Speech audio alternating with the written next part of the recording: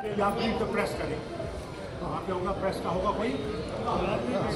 हमें बहुत खुशी है कि हम लोग नेताओं को बुला सके और जम्मू कश्मीर की पार्टीज़ के लोग आए थे 13 पार्टी से, उन्होंने ये इनके सामने रखा कि साहब जम्मू कश्मीर में स्टेटहुड बहाल किया जाए और जबकि सिचुएशन नॉर्मल है तो इलेक्शन क्यों नहीं किया जाए।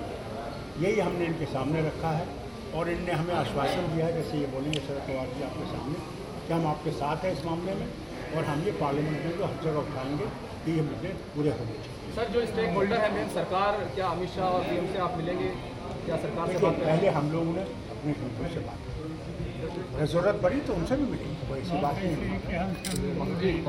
एक तैयार किया जो डॉक्टर साहब ने जो इशू बताए, इसमें हम सब लोग सारी सहमति है और यहाँ तक है हमने उनको सुझाव दे दिया कि हम सब लोग श्रीनगर आने के लिए तैयार है।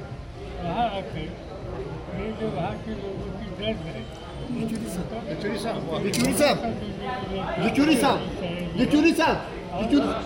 जो कुछ देर तय हो जाएगी उससे हम सब वहाँ जाएंगे।